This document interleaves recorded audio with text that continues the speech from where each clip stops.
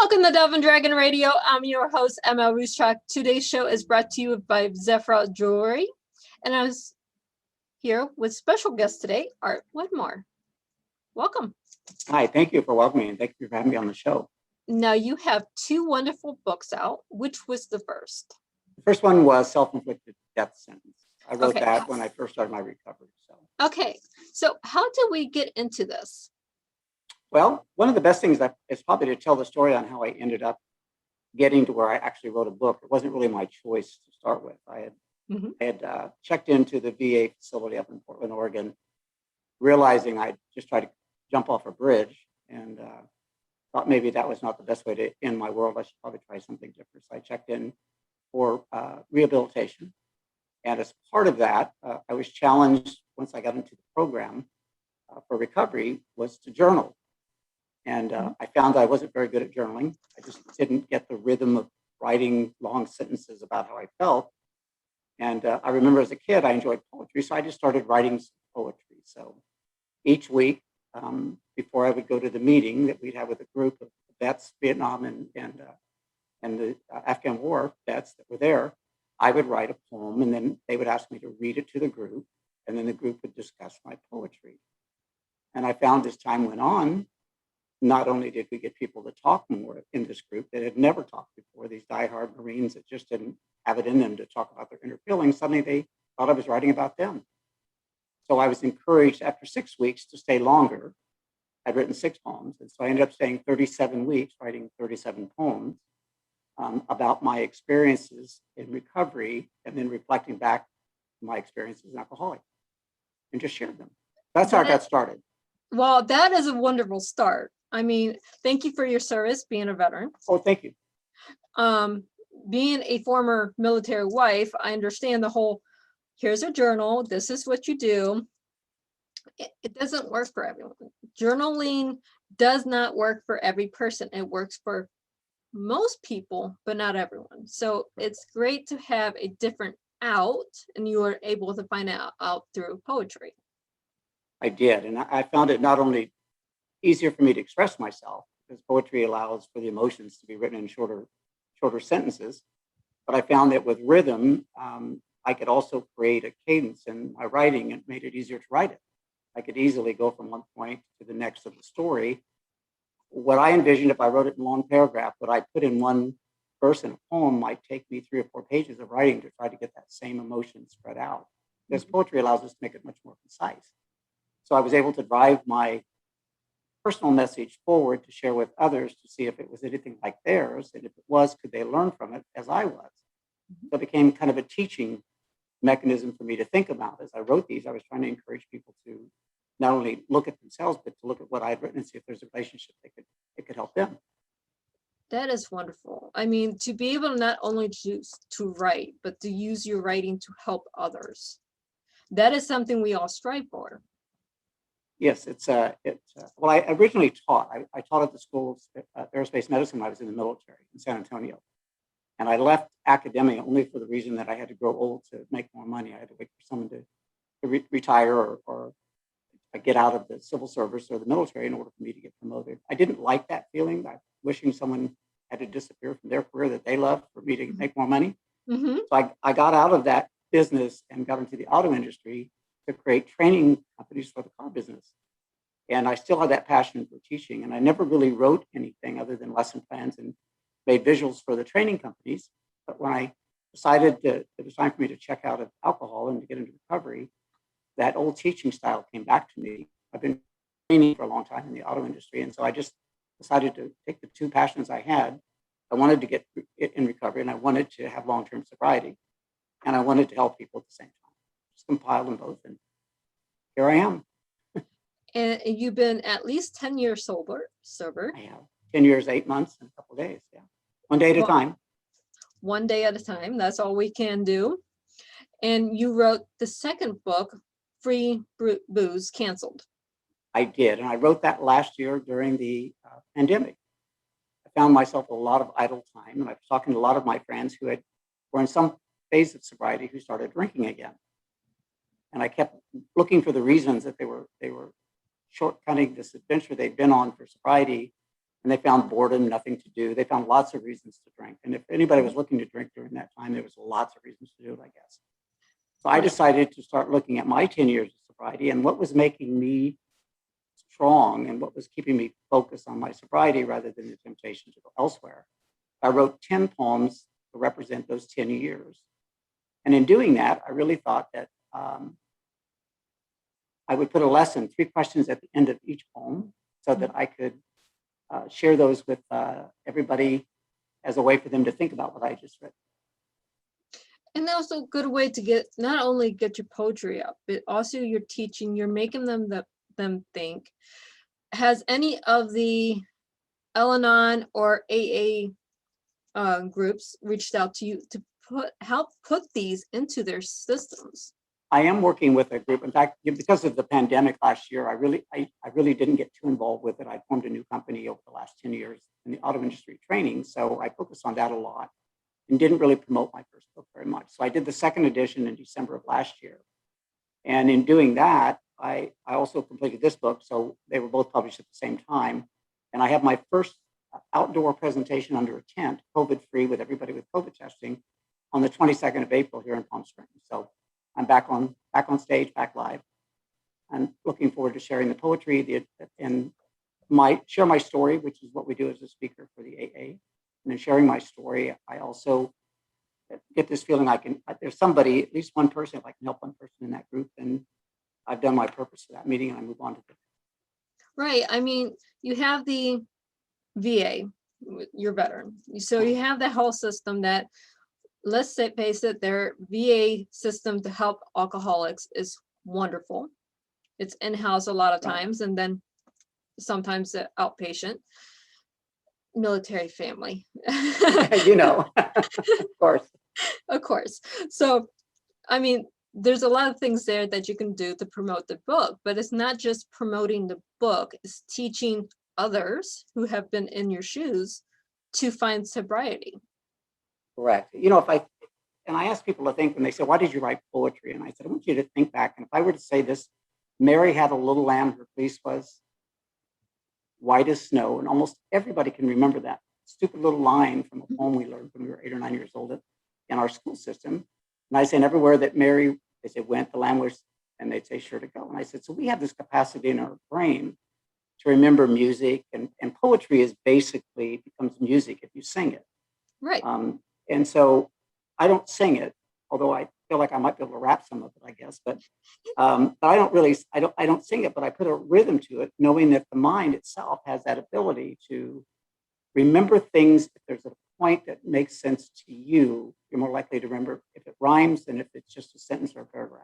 So the power of the written word that way, I think, is what makes my books very unique, especially in alcohol addiction. There's just nobody that's spent the whole time to write a full book full of poetry about all these different phases, some painful, some very raw, some very sensitive, very truthful, exactly how I felt, what I went through, how I saw myself when I was drinking, how I think other people saw me, how to make amends, all the things that are important for addiction. I was able to put into a book and a poem, and just title that poem for that one phase of life, and to write it, I hope, with enough sense and direction that someone could look at it and say, wow, if I followed those steps, or if I did that, that could help me. Then I've done my job. Then I've done what I felt like I needed to do to share. That is awesome. Would you mind sharing one of your poems with us? No, I wouldn't mind at all. In fact, I have my first book. Another thing that I did is, when you're writing for vets in a room of vets, you've got a pretty captive audience. They're stuck there. Some of them were ordered by the court, some were ordered by the VA to keep their rank, and the others were like me, I volunteered to go. I had a captive audience, so when I read my poetry, if I didn't get those results, a counselor would get mad, right? So he was looking for these people to get involved. So I would go to coffee shops and read a new poem that I'd written to a bunch of strangers who were there to hear kids play rock and roll music and the new things that they'd written. And there were very few adults there, but I would always get there and be number 4 or 5 on the list. So I could be kind of in the center. And I would read 1 or 2 of my poems, and I was shocked at the standing ovations I would get for a bunch of people, strangers in a coffee shop with their kids. And so I realized I had impact, and I found out I had some favorites. So let me share one of the first favorites, just a couple of verses out of it. This one's called The Devil Inside Me. It was the first one where I actually looked in the mirror and thought about how I felt with this alcohol addiction. It says, there's this devil inside me, this insidious creep that lingers there for the taste of her brew. It's a drug or a drink that she wants in her life and doesn't care about the things it will do. She'll take all your life and wrinkle it up, twisting and turning you into a state of denial. She will ruin your life and those that you touch for your lifetime, not just for a while. Oh, you'll tell her to leave as your strongest of voices, and you'll seek help just to drive her away. But this devil inside you, this insidious creep, drives a wedge in your soul just to stay. What do you think about the power of those three verses? And what I was trying to say about how I felt inside. Yeah, you take the alcohol. It doesn't matter if you're a veteran or civilian, or if you've never been in the military or have any connection with the military. If you drink, no, I've seen this across the board. Those who drink and are alcoholics, always drinking, is going to tear a wedge in your family. It doesn't matter if it's with your kids, with your wife, with your significant other, your work, whatever. It's going to drive that wedge there. But you're not going to see the wedge, you're going to see the drink. And you chase that drink. It's in groups, I always say, if I spent time, years traveling, and when I would get into a new town and I would be giving training for the auto industry, I would look to map out bars that I could go to. Mm-hmm. And I would say, well, when you become sober, why don't you attend AA meetings? And you say they're difficult to find. And I would say, well, I spent hours trying to find the right bar. I could certainly find the right meeting.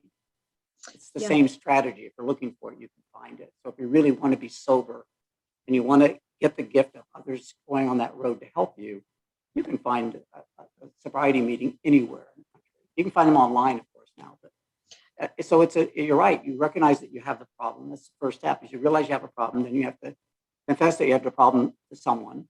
Mm-hmm. And then you have to make the commitment that you're going to work on this problem. You want to become sober. And then you have to start thinking about all the people that you have in your life that you have to give amends to.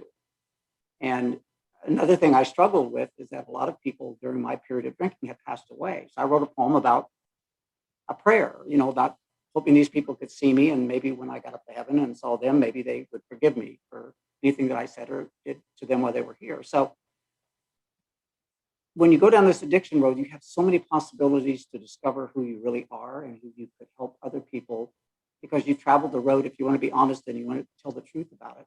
I wrote another poem right after this one that was called Romancing Death. I'll just share the first couple of verses on that one, because again, it talks about, I wasn't sure how I really looked at my alcohol, because it became more important than my friends, as you said, mm-hmm. more important than my family, more important than meetings, more important than lots of things in my life. And so I had to have this relationship with this. So this was called Romancing Death, another one that people really liked for me to read. It says, I'm not sure the day I fell in love.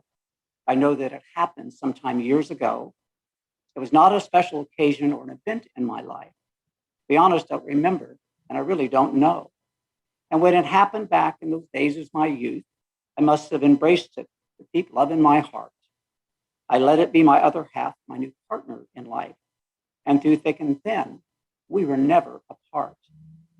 It would warm my whole body, and as youth it felt good. With pain would attack me and eat me alive. She would ease all my thoughts, my deepest inner self. So with her in my life, I knew I could survive. So I crossed this point in my life where I liked the taste of of alcohol. This disease consumed me so much that I embraced it as if it were my friend. Mm-hmm. And that's why it's so hard, because it's the only friend I had left. When you go through all of these people, your family, your friends, your relationships, and they all disappear because they don't understand me as a drunk. Well, this lady, this booze, this part of my life understood me completely. It was always there. I could just taste it and relax. And so exactly for love. We don't look at, well, my family doesn't understand me. My relatives don't understand me. My kids don't understand me. My work doesn't understand me, but my beer understands me. In a heartbeat. And it's always there. It's always there. I Because just have to go you through. stock in advance. It's like loving a fridge. It's there, and you say, oh, okay, well, it's a bad day, and you have another cold beer or a glass of champagne or whatever your booze Yeah, or drug of choice is, and you're happy. right. And when you look at your life, and it took me a while in my book, I only wrote first two chapters of this book in poetry that I wrote. I wrote about my experience at the time. I didn't want to go back and look at why I was an alcoholic. I wanted to say I was looking under my Christmas tree and there was no presents, but there was a gift there, and that's that I wasn't drunk anymore. I was looking for rationale on why I was staying sober, but I didn't want to dig inside it, because it wasn't until my fifth chapter when I was writing this, about 20 poems into it, that I realized that I hadn't been honest with myself yet. I hadn't let the reader know, here's my guilt. I fell in love with this stuff, and she was my friend, and I had to get a divorce from her. I mean, I had to really struggle. And I wanted people to know that it's not just writing about, I'm sober now, this is really great. You have to really dig inside and see who you really were at that time. See, And my then dad. put my name on the book, Mhm. So then you put your name on your book, and all these people, I was a business guy, I had training companies, that people saying, God, I didn't know Art was a drunk. I didn't know Art was this, but my friends and my lawyers said, hey, put your name out there. If you want to be honest, you got to tell people this is who you were, this is where you are, and this is how you can help. Mhm. And that's what I did. You have to be honest with yourself. My dad drank up until the day he passed. Now, he did taper off near the end, but he wasn't an alcoholic, but because he never said that. But he would always have his beer, because his beer was his best friend. Always in your hand, Mhm. always company. And if you set it down and it felt light, you just fill it with another. Yes. It's easy. It's easy. And then the real friends would disappear, and they would tell me that you drank too much, and I'd say, well, how dare you judge me?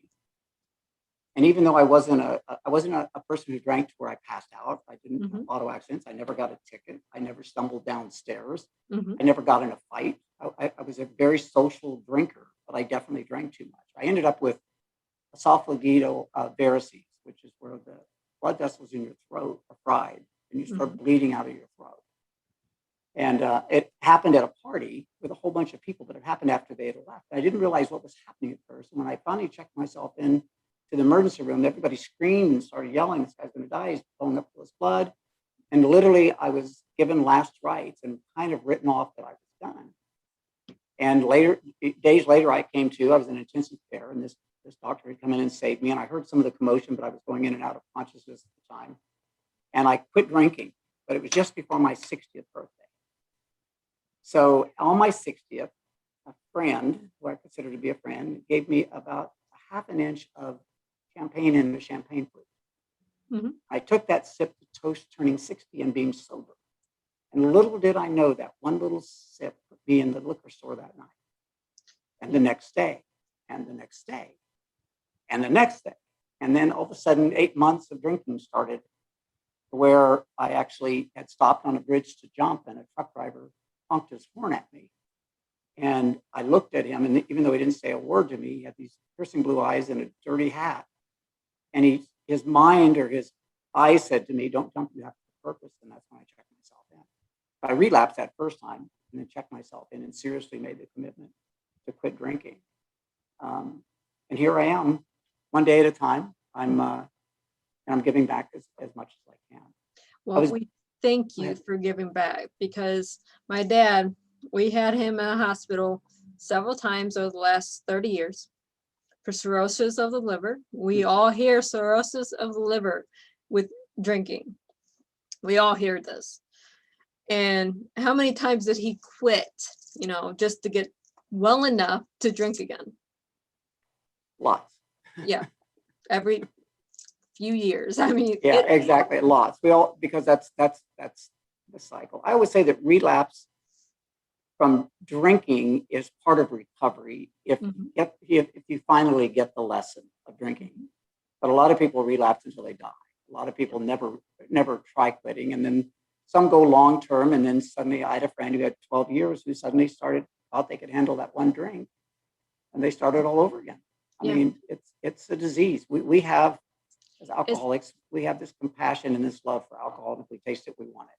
It is. And we have to call it what it is. It is disease.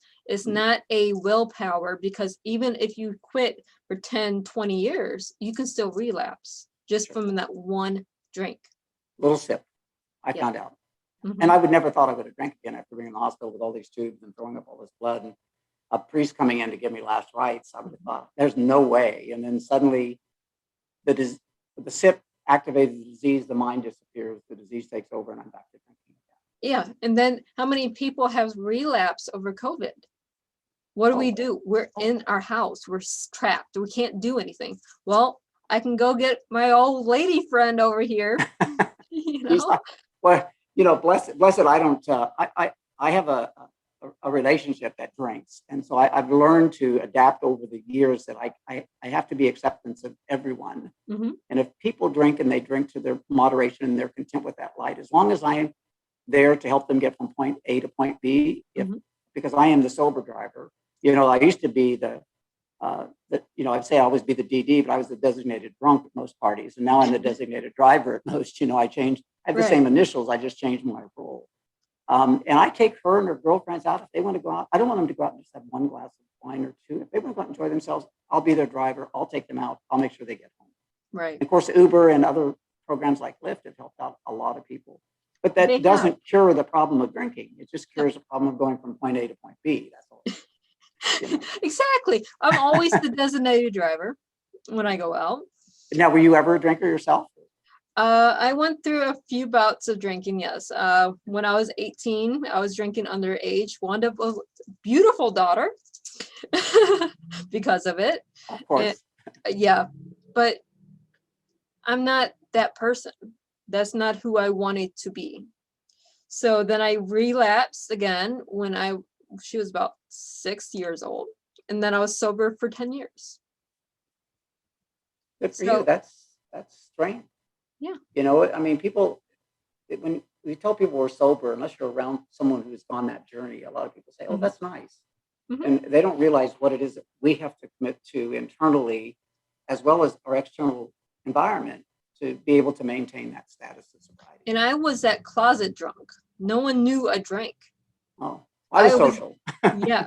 See, I was not the one that drank around people. I was the closet drunk that was going through a fifth of Jim Beam every night.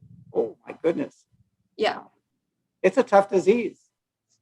But, you know, there's rewards of sobriety. You know, I when I was a kid, I was a Boy Scout, and I never really thought about scouting as an Eagle Scout and all the things that I accomplished as a Boy Scout. My grandfather was an executive scout. I didn't have a father, and I had a minister kind of substitute for my father. So I had good figures helping me. But as a scout, we had these 12 rules, and I hadn't really thought about them for years and years, especially as an alcoholic and traveling around the country.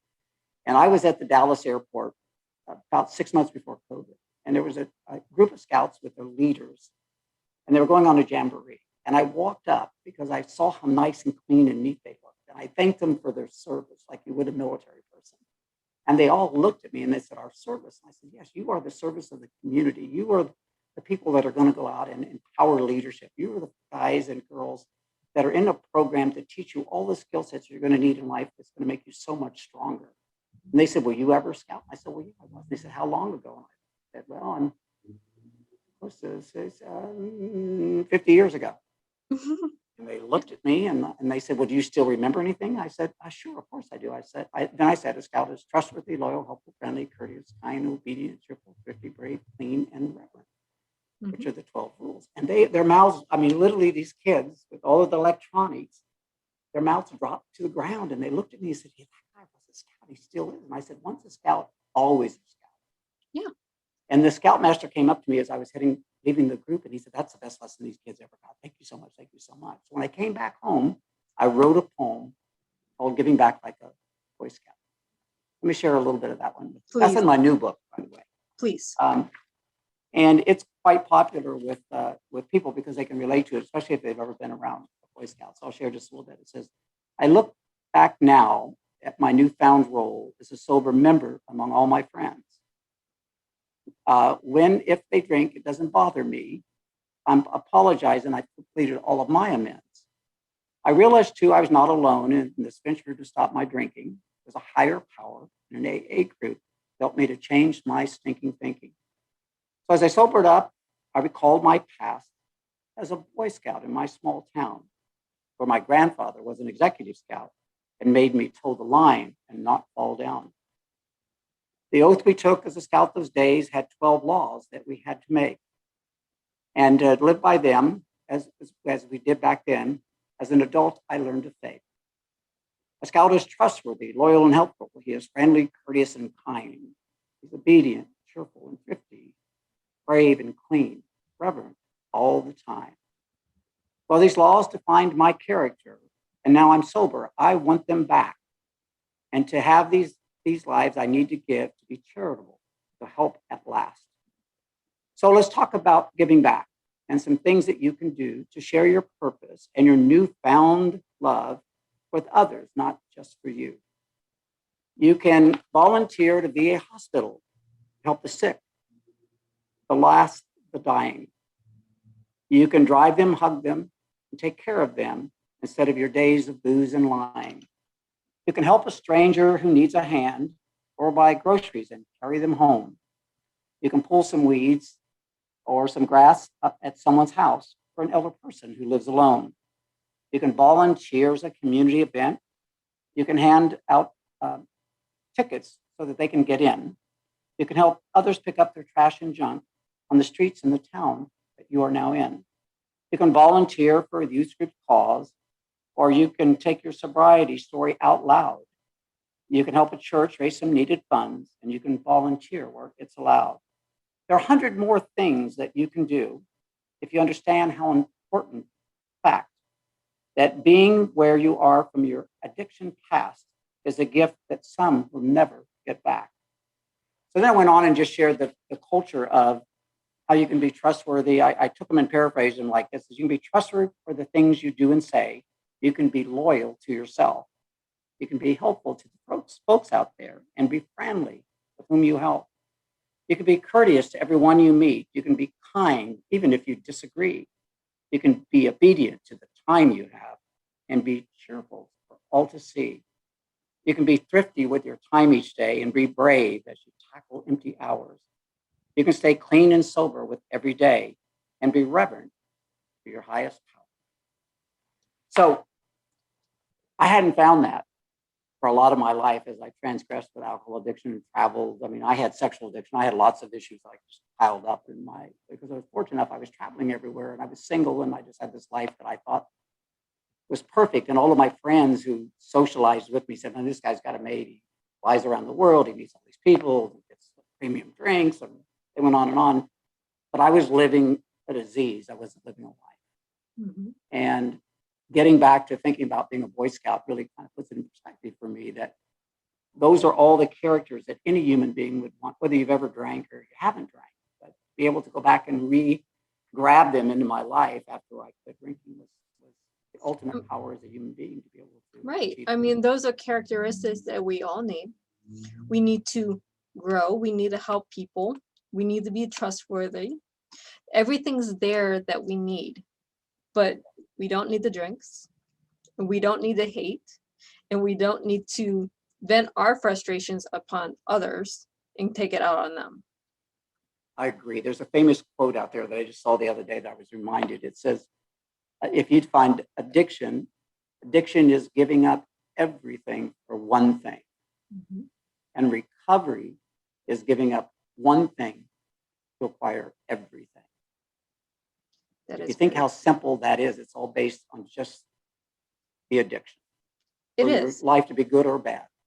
It doesn't matter what the addiction is. You go after that one thing. That's right. But where can our listeners and our viewers find you?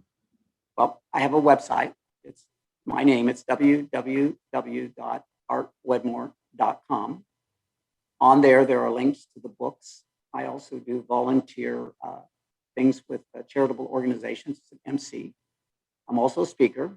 I also have a training company. But what I'm recently getting excited about launching, this is my newest project, is I am looking at getting into high schools in Southern California first, because I live in Palm Springs, California, to be able to share my poetry in an assembly of interested students that are over 16 that would like to hear a story from a truly passionate alcoholic who's sober, who could share insight to realize that the cost of the drink isn't what you pay for it in the bar. The cost of the drink is what it costs you in your life, depending on how much of that you decide to spend on it. And I'd like to be able to share that in high schools for free, just to give the volunteer time. Well, that's a great program. You might want to pair up with Authors in the Classroom. It's Okay. through Skype. And then you can take your message globally. So Authors in the Classroom. Mhm. I have my personal assistant here. She's writing it down. Sorry. Oh, So no, I get it 100%. I mean, we all need that assistant that we have to take our notes. Yeah, because I want to be active with you. I want to see you. So. Awesome. Awesome. Yeah. Also, Authors in the Classroom will take you Authors in the globally, and it's a free program since we're all about the free. We are. And we just want to get the message out. True. And by the way, you can also buy my books on Amazon or Kindle books. So they're available. I give them away a lot, but they are available. We do that, especially when they're great messages that we need to be out there. We give away so much.